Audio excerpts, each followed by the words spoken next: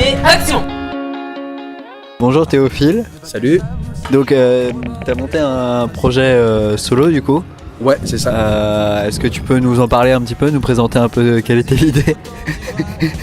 Alors c'est un projet où je suis tout seul. À la base j'avais des groupes aussi, et j'en ai toujours d'ailleurs. Mais c'est que j'ai monté ce groupe tout seul parce que j'aime beaucoup l'idée d'avoir une proximité avec le public.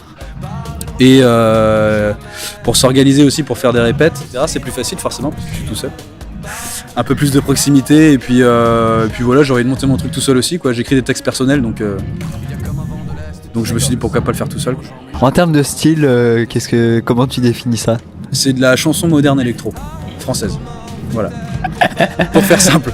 Pour faire simple. Est-ce que tu peux nous expliquer un petit peu comment tu composes la musique? Ça dépend des fois. Des fois je mets une gratte et ensuite je fais le chant et ensuite je fais la prod. Du coup la prod avec tous les instruments sur un logiciel. Des fois je fais une prod et ensuite du coup ça m'inspire pour faire quelque chose. J'ai pas de recette miracle, ça change à chaque fois. D'accord. Alors combien de temps ça fait que t'as monté ce projet? Ouais, ça fait un peu plus d'un an et quelques mois à peine. D'accord, parce que je connaissais pas du tout et en fait t'as quand même fait la première partie de Babel au Shabada. Yes, non mais c'était énorme. Bah, c'est des copains. En fait j'ai fait le CD qui va sortir, je suis en train de le bosser avec le pianiste de Babel, claviériste. D'accord. Nino Vella, ouais. Ah ouais.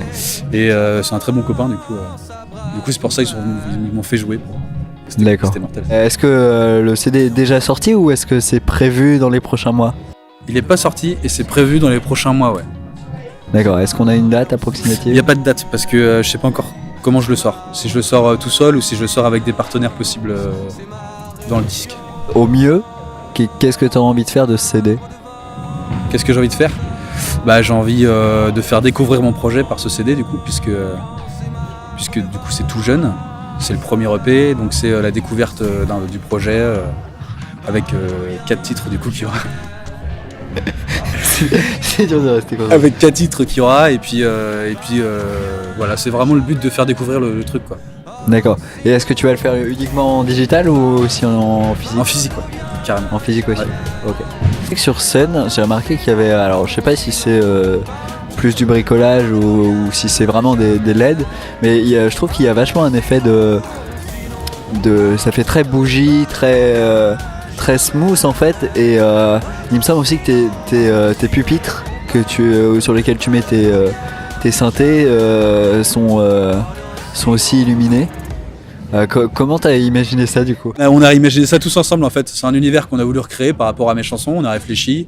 Il y a Max qui s'est ramené avec des candélabres et il y a Thomas qui a construit les pupitres, il y a eu plein de trucs de fait tous ensemble en fait pour recréer l'univers du CD, l'univers de ce que je joue en fait.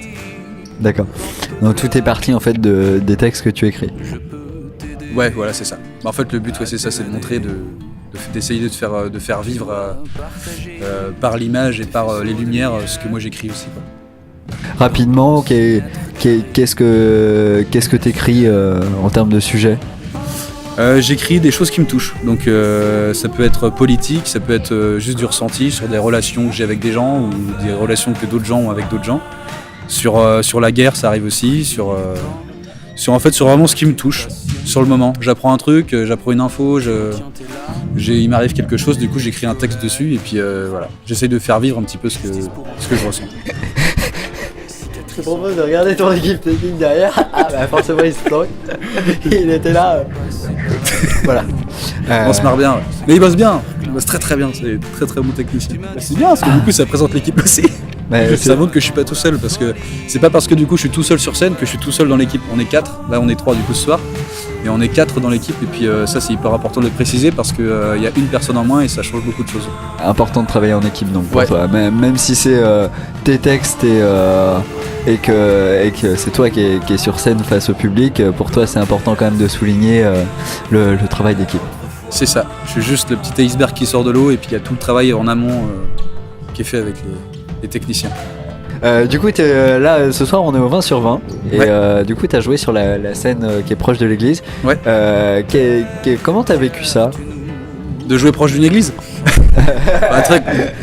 Ouais, peut-être. Non, je veux dire le festival en général, ta prestation sur scène. Bah, en fait, j'étais jamais venu au festival et je trouve ça mortel. Enfin, le lieu est trop bien, il y a plein de gens, l'ambiance est super. Puis moi, j'ai super bien vécu du coup. Il y avait du monde, il y avait un côté un peu familial et en même temps, tous les gens étaient hyper attentifs. Et c'était cool.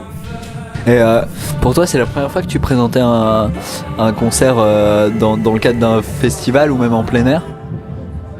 Alors, festival plein air. Avec ce projet, oui. Exact. Je crois que c'est la première fois, ouais. Et pour toi, est-ce que c'est une difficulté supplémentaire du fait que t'es peut-être l'habitude de le faire du coup en groupe, mais que là tu te retrouves tout seul et que c'est de l'aérien, c'est quand même pas le même ressenti que dans une salle, je sais pas comment.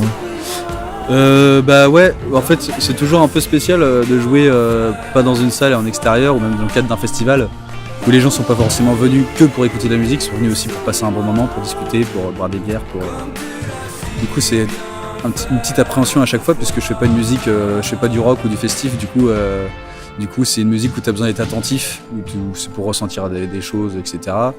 Et du coup là ça s'est super bien passé et en règle générale ça se passe très bien aussi.